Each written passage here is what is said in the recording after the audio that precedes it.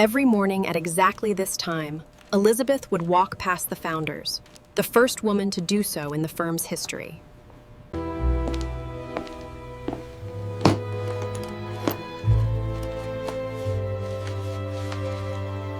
Long before the city fully woke, Elizabeth meticulously prepared her arguments, leaving nothing to chance. Good morning, Bill. You're looking sharp today. Why, thank you, George. 8 o'clock sharp, as always. Morning, fellows. Good morning, Elizabeth. Morning, gentlemen. Let's get started, shall we? The language in Section 4B is unambiguous. Therefore, the trust cannot be dissolved without the express consent of all beneficiaries. As I was saying, the tax implications of the merger necessitate a review of them. Exactly. We must review the subsidiaries immediately to ensure compliance. I told him we closed the Johnson account right there. You certainly did, Modifier. That calls for a drink. Making it double.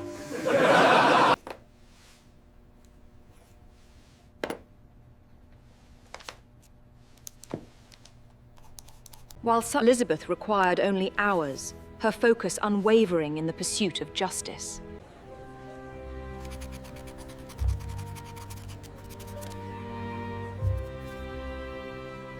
Miss Elizabeth, I apologize, but I cannot locate the citation for the Macmillan brief. It is Northeastern Reporter, volume 242, commencing on page 105. Yes, Mr. Davis, I understand the complexities of the estate. We will ensure the assets are protected as stipulated in the trust. I'm here for my appointment with... But I lived there for 20 years. How can they just take it away like this? I don't have anywhere else to go. The contract specifies the delivery date as November 1st, 1951, but the shipment didn't arrive until January. As discussed, we will proceed with the necessary filings. You'll hear from us once confirmed.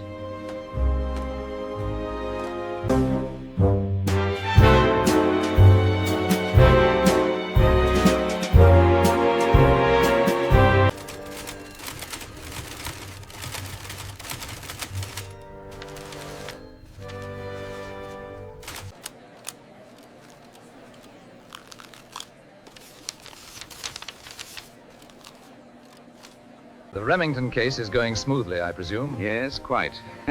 We should discuss the details over lunch at the club tomorrow. Elizabeth ascending the courthouse steps, the place where her work meets the world, where the quality of her mind will be the only thing that matters. Elizabeth in the courthouse is the one place where the quality of her argument is the only currency, and she has more of it than anyone.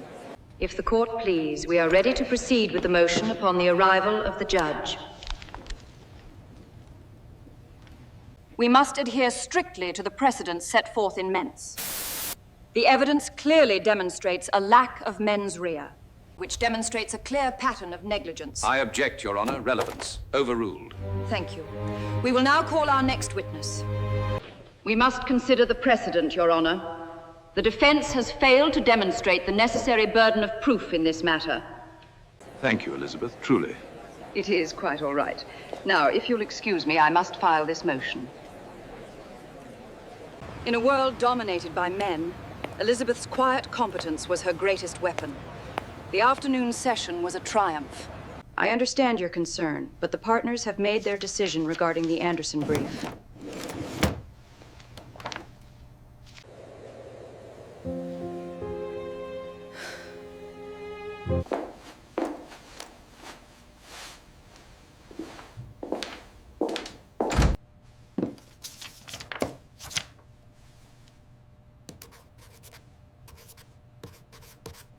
How do you manage to stay so organized? It is not organization, dear. It is preparation. Always know the law better than the partners, and they will have to respect you. Mr. Davis, if we examine the firm's own bylaws, Article 4, Section B, the requirements for partnership have been demonstrably met. Your proposal is commendable, Miss Elizabeth, but the partners have reached a decision. We must deny your request at this time. The matter is closed. A woman of lesser resolve might have faltered, but Elizabeth merely adjusted her stride and continued on. The afternoon light, but the work remains. This brief requires absolute precision. It was 5 o'clock, the library quiet, But for Elizabeth, the work was... Quite a turnout tonight. Good night, Charles. Good night, Arthur. See you at the club.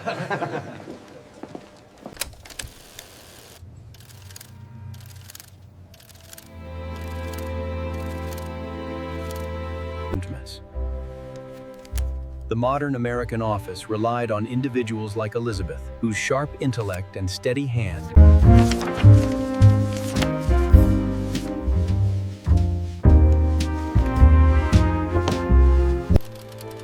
Every evening at precisely 6:35, Elizabeth closed her briefcase and walked past the founders.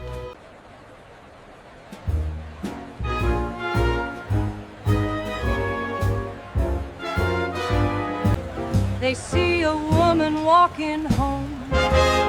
They don't see the battle it took to get here. Another day accounted for. The mask slips only when the door is closed. Here we see Elizabeth, alone at home, engaged with the law she loves, separate from the institution that houses it.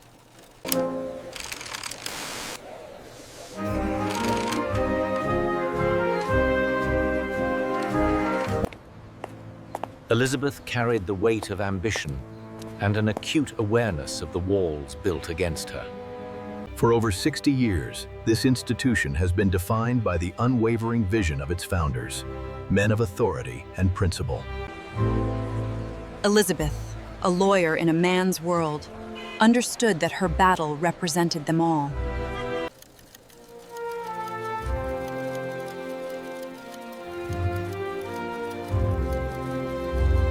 The court's ruling today reinforces the established precedent, leaving little room for procedural challenges based on diversity jurisdiction. A glance at the 1952 roster shows the statistical reality. Yet, a few names broke through. It was the one thing on that wall that belonged to Elizabeth entirely, a credential that could not be reassigned. The defense maintains that the contract is void, citing mutual mistake. However, the clear precedent set in... Morning meeting awaited its occupants. It was within these walls that history was recorded, often by those who never designed the space. If it please the court, the precedent set in the 1948 ruling is directly applicable to this case. Yes, here it is.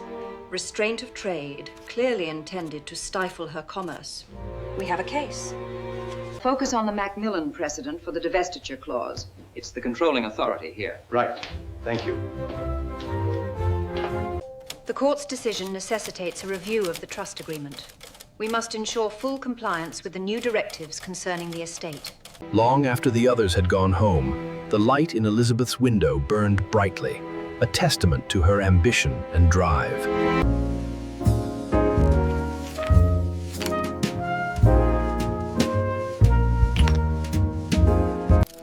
For Elizabeth, the law was not merely a profession, but a calling rooted deeply in history and philosophy.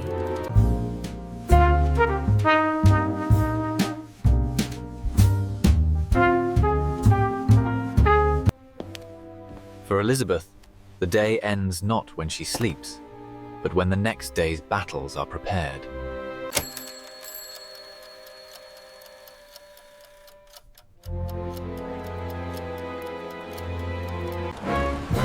This is the New York of 1952, a city of law and commerce, where Elizabeth navigates the institutions.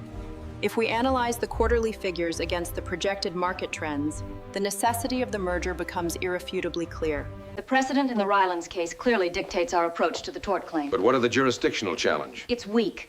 We file the injunction first thing Monday.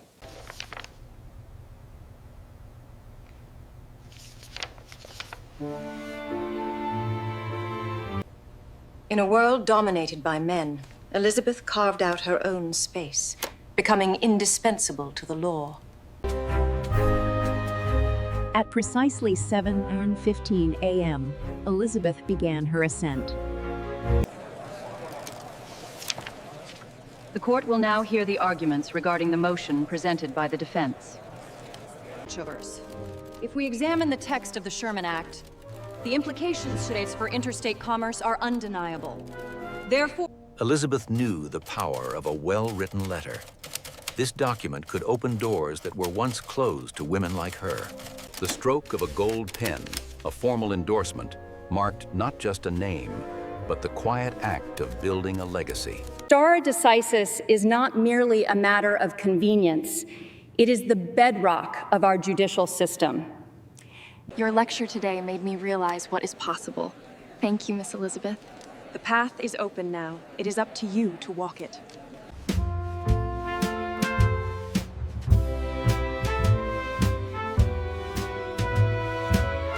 The day's work completed, the battle won.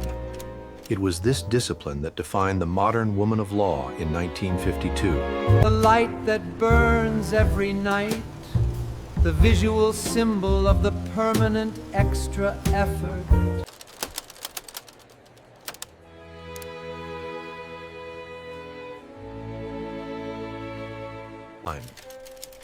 Here we see the institutional credential, the law degree Elizabeth earned in a man's world. And in a world built by men, Elizabeth stood ready to ensure that history, indeed, was moving forward. The gold pen, the instrument of her legal work.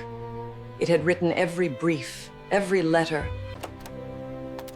In 1952, precision was paramount. For Elizabeth, the meticulous organization. I know exactly what I am and what I have done, and the institution's opinion of it is not the final word. In 1952, a new generation of legal minds arrived at the city's courthouses, determined to make the law work for everyone.